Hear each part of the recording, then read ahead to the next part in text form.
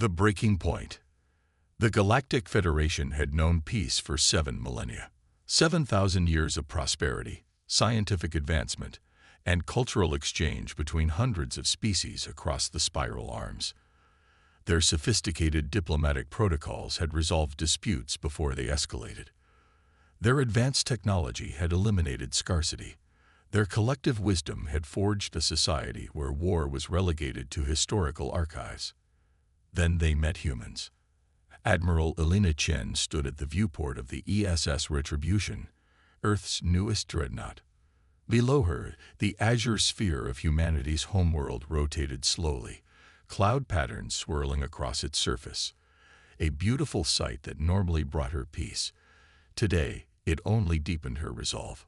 Admiral, her XO, Commander Jackson, approached with a data tablet. Final confirmations from all fleet commanders. We're ready. Chen nodded without turning. And the diplomatic channels. Still open, but still silent.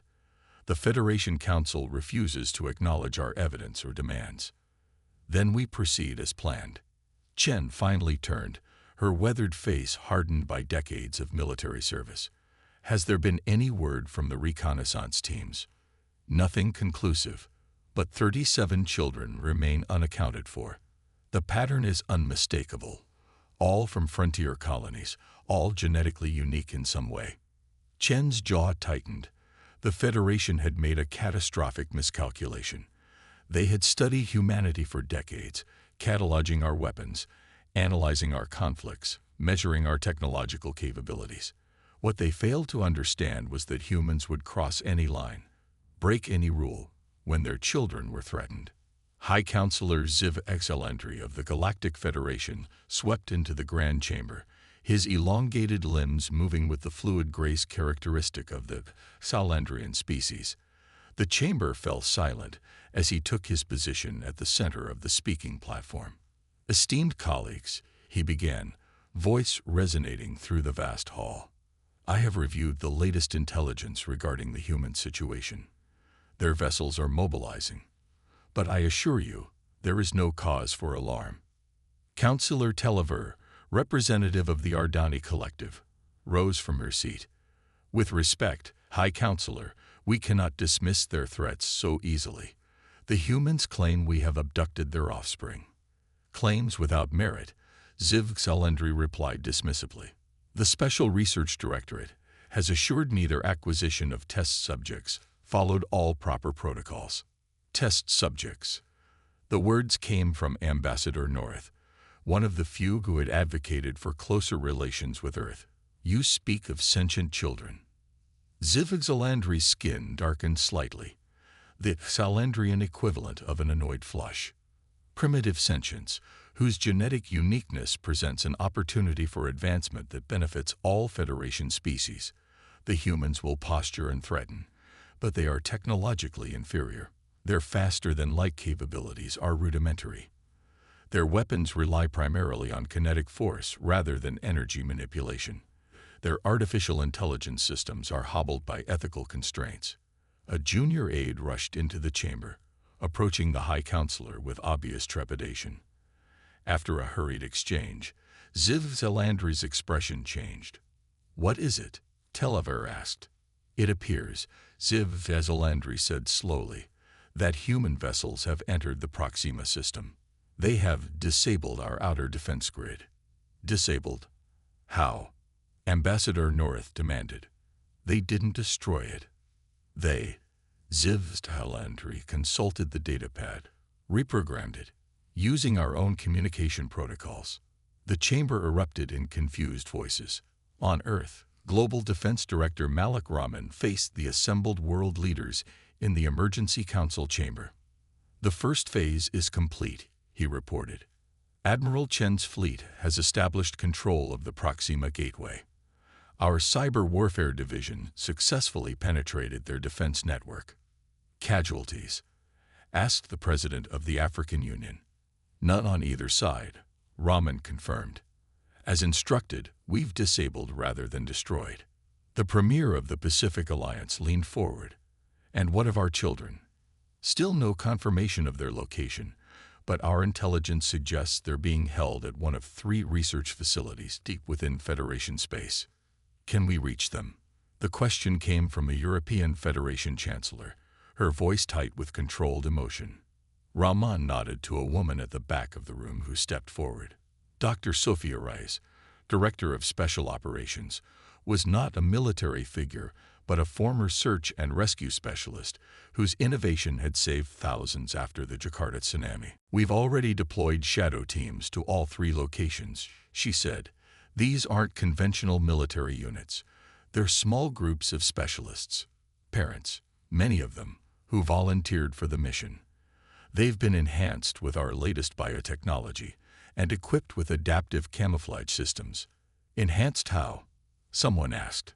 Dr. Rice met their gaze steadily. In ways that would have been considered unethical before the Federation took our children. They can operate in any environment, endure extreme conditions, and integrate with our new neural interface systems. They move like ghosts, and they won't stop until they find our kids. A silence fell over the room as the implications sank in. Humanity had held back its most advanced technologies, developing them in secret while presenting a more primitive face to the galaxy. Not out of deception, but out of caution. A lesson learned from humanity's own bloody history. The Federation Research Facility on Epsilon Indi II was a marvel of xenobiological science. Its gleaming spires rose from the jungle canopy, environmental shields keeping the local flora at bay. Inside, Director Krulvos reviewed the latest results from Subject 23. A human female child, approximately 8 standard years old. Fascinating, he murmured, studying the genetic sequences. Their adaptive immune response is unlike anything in our database, and their neural plasticity. With the right genetic modifications, we could revolutionize our own cognitive enhancement programs. His assistant, Mira, shifted uncomfortably. Director, perhaps we should consider the ethical implications of ethics? Krulvos scoffed. The Federation's advancement has always required sacrifice. These specimens are contributing to the greater good. A soft alarm chimed, drawing his attention to the security feeds. What's that? Unknown, sir. Perimeter sensors detected an anomaly, but visual scanners show nothing. Increased security protocols. The humans have been making threats. The lights flickered, then stabilized. Sir, Mira said, voice rising with concern. The specimen containment area. Something's wrong with the locks. Krulvos rushed to the monitor. All doors in the specimen wing were reporting simultaneous mechanical failures. How is this possible? Those systems are isolated from the main network. A shadow moved behind him, a ripple in the air that solidified into a human figure clad in matte black. Before Krulvos could react, a hand clamped over his mouth, and a voice whispered in his ear. Where are our children? Admiral Chen received the transmission in her private quarters aboard the Retribution. Shadow Team Beta reporting. We've confirmed presence of human children at the Epsilon Indi facility. 17 of the 37 accounted for. Extraction in progress. Chen closed her eyes briefly in relief. And their condition? A pause. Physically stable. Admiral. Mentally, they've been subjected to experiments. Invasive procedures. But they're alive and recoverable. Chen's hands clenched. Understood. Maintain extraction protocols. What about the other facilities? Teams Alpha and Gamma are still searching. No confirmation yet. Keep me updated. Chen ended the transmission and composed herself before returning to the bridge. Her crew didn't need to see the rage boiling inside her. They needed her calm, calculated leadership. On the bridge, tactical displays showed the Federation's response fleet assembling at key junctions. They outnumbered the human forces 3-1. They're forming a defensive perimeter around the Arcturus Gateway, Commander Jackson reported. Standard Federation doctrine. Containment before engagement. Chen studied the formation. They still think we're limited to conventional tactics. Deploy the Nova platforms. Throughout the bridge, officers exchanged glances. The Nova platforms represented humanity's most closely guarded technological achievement, quantum entanglement devices that could instantaneously transport small payloads across vast distances, bypassing all known defensive measures. Nova platforms aligned. Admiral, the weapons officer reported, awaiting final authorization. Chen entered her command code. Remember, non-lethal deployment only. We're here to send a message, not start a massacre. Understood. Platforms activating in 3, 2, 1. Across Federation space, 217 key military installations simultaneously lost power as precisely calibrated electromagnetic pulses disabled their systems. No personnel were harmed, but in an instant, the Federation's military advantage evaporated. On the tactical display, alerts flashed as Federation vessels went dark, drifting powerless in space. Transmission incoming from the Federation Council. Communications announced. Chen straightened her uniform. On screen, High Counselor Ziv-Xelendry appeared, his normally composed features twisted with shock and outrage. What have you done? This act of war is nothing compared to what you've done to our children. Chen interrupted. We've confirmed that 17 of them are being held at your facility on Epsilon Indi II. They are being extracted as we speak. That's impossible. That facility is currently under our control, Chen finished for him. As are many of your military installations, your ships have been temporarily disabled, not destroyed. Your personnel are unharmed. This restraint is deliberate, Counselor. Ziv-Xelendry's eyes narrowed. What do you want? The immediate return of all human children in your custody, a full accounting of any research conducted on them, and reparations to their families. Or, Chen's expression remained impassive, or we demonstrate that today's actions were just a preview of our capabilities. You have 6 hours to comply. The transmission ended, and Chen turned to her XO. Prepare a secure channel to Earth. They need to know we found some of the children. Commander Jackson nodded. And if the Federation doesn't comply? Chen looked out at the stars, thinking of the children still missing, of the experiments they had endured. Then we show them why. Throughout human history, nothing has been more dangerous than a parent fighting for their child. The Reckoning. The High Council chamber of the Galactic Federation had never seen such chaos. Representatives from hundreds of worlds shouted over each other, demanding explanations, solutions, retribution. The humans, a species barely 2 centuries into their interstellar development, had just crippled the most advanced military force in the known galaxy. Impossible, thundered Representative Grax of the Taurian Imperium. How could primitives who still use combustion engines in their ground vehicles penetrate our quantum-encrypted defense systems? High Counselor Ziv-Xelendry had no satisfying answer. The preliminary reports defied everything the Federation knew about human technology.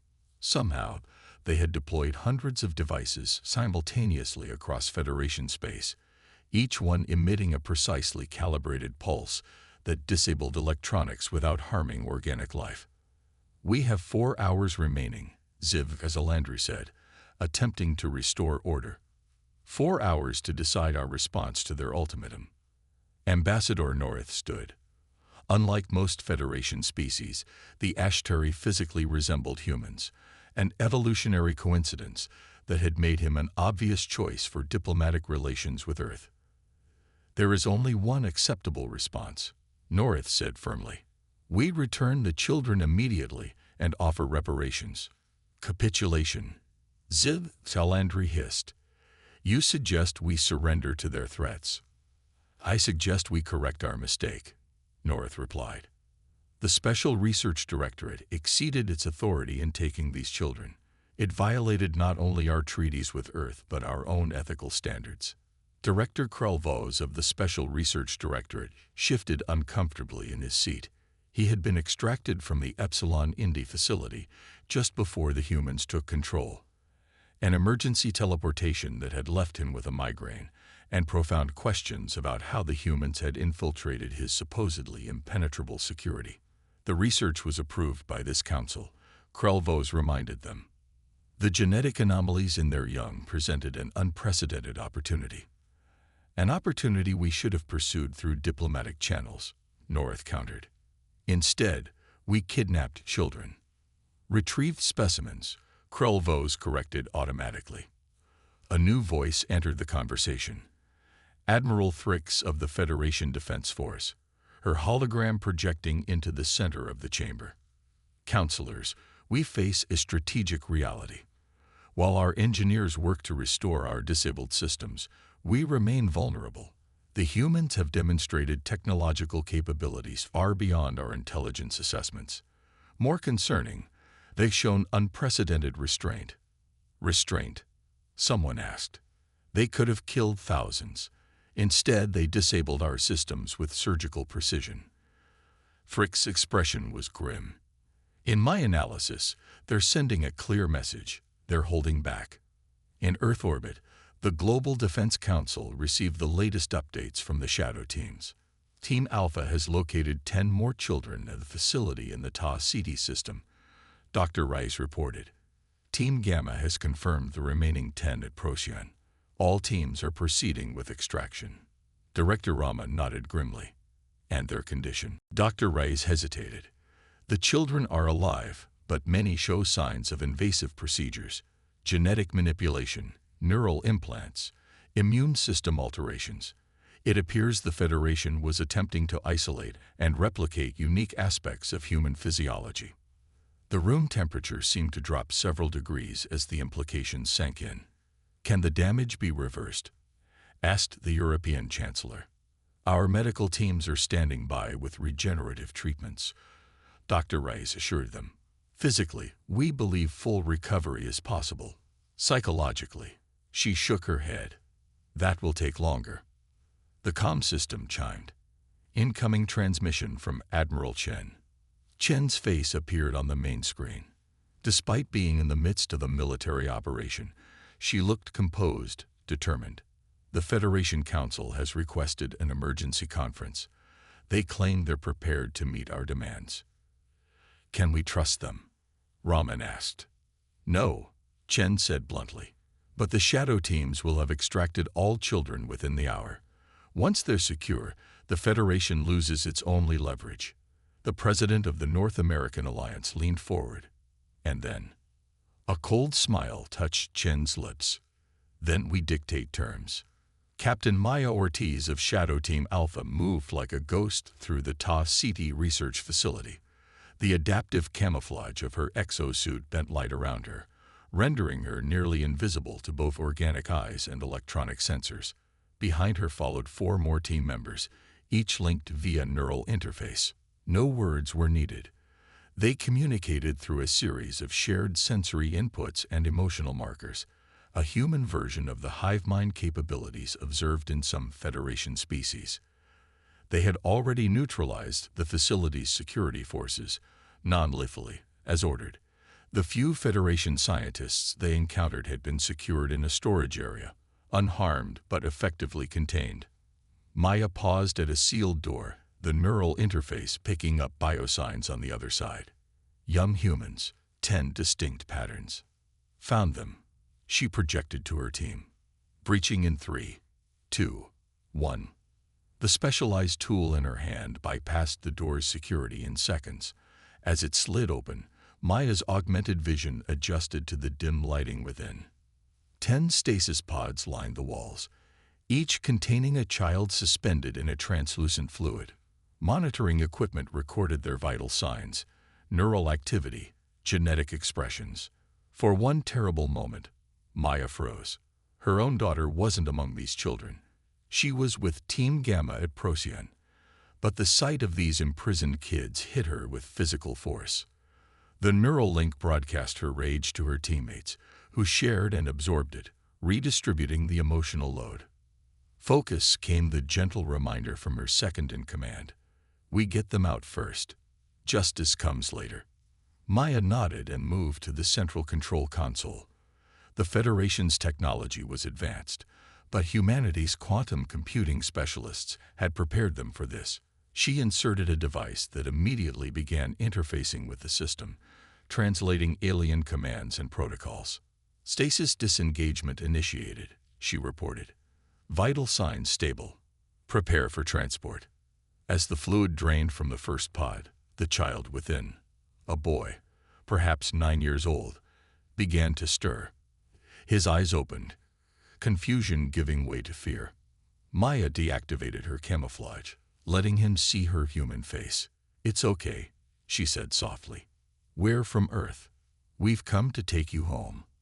High Counselor Ziv-Xalandri faced the human delegation across the vast conference table aboard the neutral Arcturian diplomatic vessel.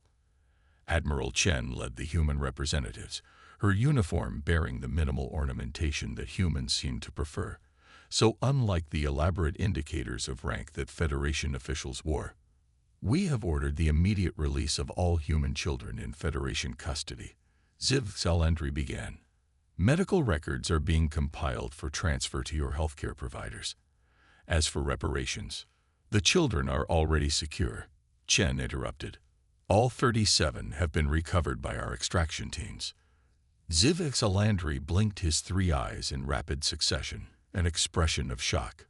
"That's not possible. The facilities where they were held are under our control," Chen finished.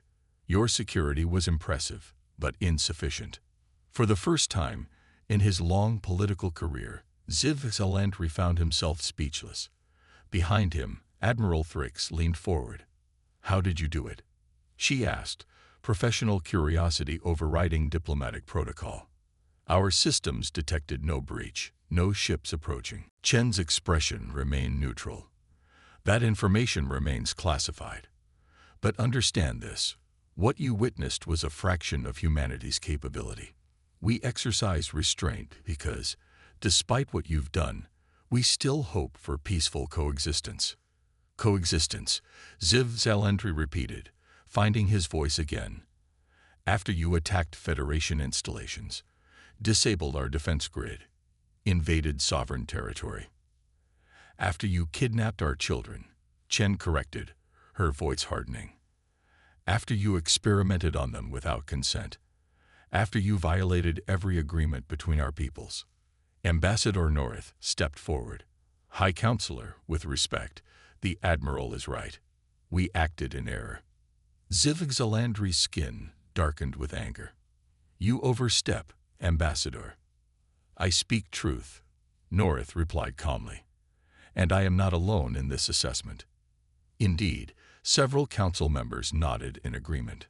Chen tapped her datapad, and a holographic display appeared above the table, detailed scans of the children, highlighting the modifications made to them. "These are the alterations your scientists performed. Neural implants, genetic restructuring, immune system experimentation." The Federation representatives shifted uncomfortably. Even among their diverse ethical standards, experimentation on sentient juveniles without consent crossed boundaries. "What are your terms?" Ziv-Xalandri asked finally. Chen deactivated the display. "First, a formal apology to the families, including acknowledgement of full responsibility. Second, complete disclosure of all research conducted, including any derivative technologies already developed.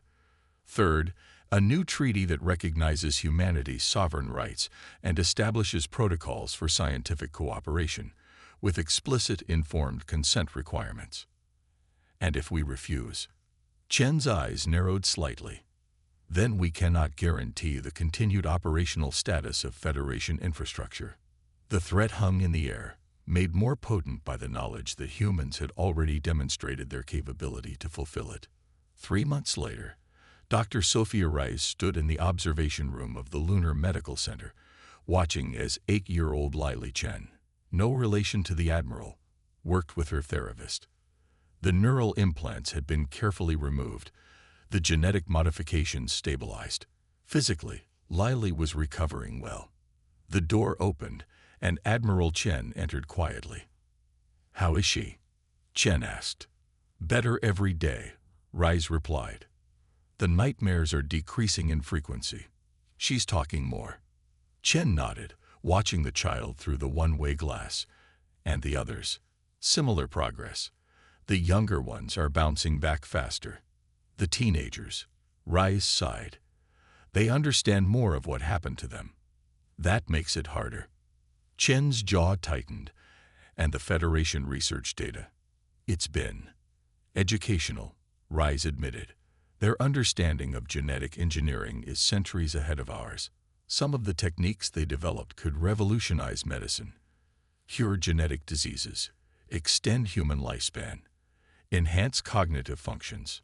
Developed through torture of children, Chen reminded her. Yes, which raises difficult ethical questions about whether we should use this knowledge. Chen was silent for a moment, watching Lily carefully stack blocks with her therapist.